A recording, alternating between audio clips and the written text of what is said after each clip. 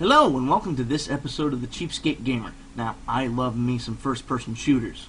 They're fun, quick, energetic, and if they have a really good balanced gameplay and really good story, count me in. Left 4 Dead, I love. Team Fortress 2, with as ridiculous as some of the visuals can get, it's just hilarious to see sometimes, and make that game enjoyable. Now, one of the things that I do not like about first-person shooters is the cheap death. Now watch me, I'm reloading here, jumping down, trying to get away from the enemies. Pop back, and watch, I will jump out of this corner here, I'll unload a whole clip, and now I'm dead. Now, if we have too many of those really cheap deaths, I tend to not enjoy the game. You know, like, I can understand every once in a while there being a time where, you know, maybe a guy gets a lucky shot off. Or I do something stupid and I don't see it coming. But there comes to a point where it becomes so blatant and so obvious time and again that it just really starts irritating me. Now, the game that I'm reviewing is Urban Terror, a game that is a little prone to this. Now, it's based off of the Quake 3 engine, which means that it's open source. Hold it. Sort of. Now, the coding itself is open source, but the license that it is for Urban Terror itself is not. Now, the reason why this is important is because of this. Now, open source wasn't his idea, but the big thing that got open source off the ground was Linux, created by the guy who you now see on your screen, Linus Torvalds. Now, what open source means is the code itself is open for programmers. The reason why I am such a big fan of them is the fact that open source means that it is going to be free for you. Because it has to be free for the programmers to see too. Now, the reason why I bring this up is twofold. First of all, this game is partially open source, but the license isn't. And that's a little bit of an issue for me. If it was a truly open source game, this wouldn't be an issue. So, that's point one. Point two, we're going to have a lot of open source games coming up on this show. It's going to happen because open source tends to develop a lot of games, some good, some not so good. And when I get to them, I will either lavish praise on them for being good because they're good, or mock them mercilessly.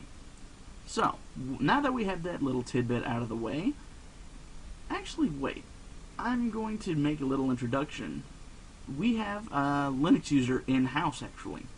He's a little guy by the name of Nix. In fact, hey Nix, want to say hi?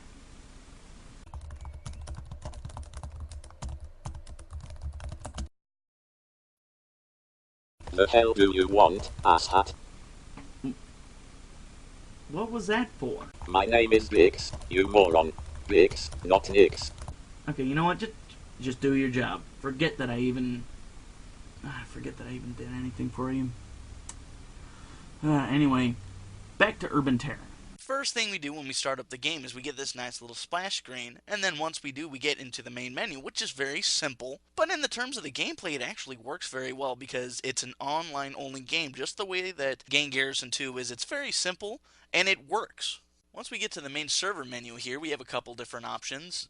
Most of them are the standard kind of gameplays that you get for this style of FPS, which is the standard war style. You have bomb, you have deathmatch, you have all those things. And it's rather average for that, but with some of them you actually get a lot of fun out of it. Whereas with others, not so much. Remember those cheap deaths I said were a pet peeve of mine? Some of these gameplay styles, they're very, very cheap death friendly. Now that we're in the game proper, you can see that the graphics are not that great. The reason for this is this game uses the Quake 3 engine, which is now open source. But herein lies the problem with that. With all the issues that I had with it being not open source, with the issue with the publishing license and all that, why wasn't anything done with the code to justify that? It's only the license that changes it. Now there's 3 things that I will get to shortly that I would say would be a good situation where this would work, but with this issue, the graphics, where most first-person shooters look very, very good or have a very unique look to them, like, say, Team Fortress 2 or our game last time, Gang Garrison 2, it instead gives us a very bland, not all that good-looking game. Now, the game gets a point against it for its rather shoddy graphics, but this is the blessing in disguise if you don't have that good of a game system. even though it won't look all that well, it will now play on a lot more systems. So, point for, point against. Let's look at some of the other aspects of the gameplay. When you start a game, you're taken to this menu, which is your weapons menu. You're given options for your main weapon, a secondary weapon, which sometimes is good, sometimes is bad, your pistol, grenades, and a few other options. The first, your main weapon here, could be of any one of these 11 weapons here. Now, do you see that weapon at the very top left? That weapon is the G36, and that's the noob tube of this game. 90% of your cheap deaths are going to come from that. It has a scope, it's fast firing, so naturally you're going to get a lot of headshots with it. It's not the only cheap weapon you have. The other main cheap weapon you have is the bolt-action sniper rifle, which will take either half your health or outright kill you with one shot. It's really annoying. There are 3 things that I say that this game really did well. First is the damage system. Instead of getting just one bar with all your numbers on one thing, it actually splits up your body in terms of your areas. You have your torso, your arms, your legs, and your head. Well, obviously we know what happens to you when you get shot in the head, but it's a very interesting system, and you have real consequences for it. If you get shot in the arm, your aims get bad. You get shot in the chest, you start bleeding out and losing health. You get shot in the leg, you start moving a lot slower, and it actually works really well.